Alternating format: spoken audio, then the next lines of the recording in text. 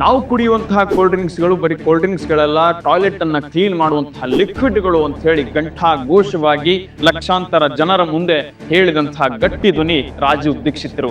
ರಾಜೀವ್ ದೀಕ್ಷಿತರ ಹೆಸರನ್ನ ನಾವು ಎಷ್ಟು ಜನ ಕೇಳಿದೆವೋ ಇಲ್ವೋ ಗೊತ್ತಿಲ್ಲ. ಆದ್ರೆ ಎಂ.ಟೆಕ್ ಪದವಿಯನ್ನ ಪಡ್ಕೊಂಡು ವಿದೇಶದಲ್ಲಿ PhD ಪದವಿಯನ್ನ ಪಡ್ಕೊಂಡು ಡಾಲರ್ ಲೆಕ್ಕದಲ್ಲಿ ಸಂಬಳ ಗಳಿಸಬೇಕಾದಂತಹ ವ್ಯಕ್ತಿಯ ಜೀವನದಲ್ಲಿ ಒಂದು ಘಟನೆ ನಡೆಯುತ್ತೆ. ವಿದೇಶದಲ್ಲಿ ಪ್ರಬಂಧವನ್ನ ಮಂಡಿಸ್ತಿರುವಾಗ ಇಂಗ್ಲಿಷ್ ನಲ್ಲಿ ಪ್ರಬಂಧವನ್ನ ಮಂಡಿಸ್ತಾ ಇರ್ತಾರೆ. ಒಬ್ಬ ವಿದೇಶ ವ್ಯಕ್ತಿ ಕೇಳ್ತಾರೆ, ನಿಮ್ಮ ಸ್ವಭಾಷೆಯಲ್ಲಿ ನೀವು ನಿಮ್ಮ ಪ್ರಬಂಧವನ್ನ ಮಂಡಿಸಿ ಅಂದಾಗ ರಾಜೀವ್ ದೀಕ್ಷಿತರು ಹೇಳ್ತಾರೆ, ನಾನು ಹಿಂದಿಯಲ್ಲಿ ಪ್ರಬಂಧವನ್ನ ಮಂಡಿಸಿದ್ರೆ ನಿಮಗೆ ಯಾರಿಗೂ ಅರ್ಥ ಆಗಲ್ಲ ಅಂದಾಗ ಆ ವ್ಯಕ್ತಿ ಹೇಳ್ತಾರೆ, ಇವತ್ತಿಗೆ ನಮ್ಮ ಭಾಷೆಯನ್ನ ಕಲಿತಿದ್ದೀರಿ, ನಮ್ಮ ವಿಚಾರಗಳನ್ನು ನೀವು ಕದಿಯೋದಿಲ್ಲ ಅಂತ ಏನು ಗ್ಯಾರಂಟಿ? ನಿಮ್ಮ ಭಾಷೆಯ ಮೇಲೆ ನಿಮ್ಮ ಅಭಿಮಾನವಿಲ್ಲ, ನಿಮ್ಮ ಪ್ರಬಂಧವನ್ನ ನಾವು ಕೇಳೋದಾದ್ರೂ ಹೇಗೆ ಅಂತ ಹೇಳ್ತಾರೆ.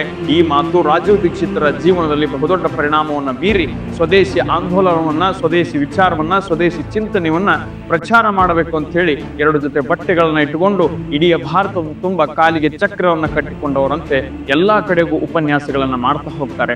ತಮ್ಮ ಜೀವಿತಾವಧಿಯಲ್ಲಿ 15,000ಕ್ಕೂ ಕಡೆಗಳಲ್ಲಿ ಉಪನ್ಯಾಸವನ್ನ ಮಾಡಿ ಆ ಉಪನ್ಯಾಸಗಳ ಮೂಲಕ ಅದೆಷ್ಟೋ ಜನರ ಬದುಕನ್ನ ಬದಲಿಸಿ ಸ್ವದೇಶಿ ವಿಚಾರಗಳನ್ನ, ಸ್ವದೇಶಿ ಚಿಂತನೆಗಳನ್ನ, ಸ್ವದೇಶಿ ಪ್ರಭಾವವನ್ನ ಎಲ್ಲರಲ್ಲೂ ಬೀರುವಂತೆ ಮಾಡಿದಂಥವ್ರು.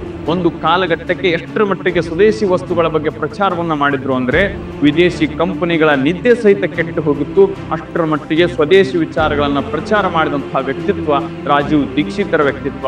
ಒಂದು ಕಾಲಘಟ್ಟಕ್ಕೆ ರಾಜೀವ್ ದೀಕ್ಷಿತ್ರವರು 40ರ ಆಸುಪಾಸಿನಲ್ಲಿ ಈ ಲೋಕವನ್ನ ತ್ಯಜಿಸಿ ಹೋಗ್ತಾರೆ. ಆದ್ರೆ ಇವರ ಸಾವು ಹೇಗಾಯ್ತು ಅನ್ನೋದ್ರ ಬಗ್ಗೆ ಇವತ್ತಿಗೂ ಸಹಿತ ಯಾರಿಗೂ ಮಾಹಿತಿ ಇಲ್ಲ.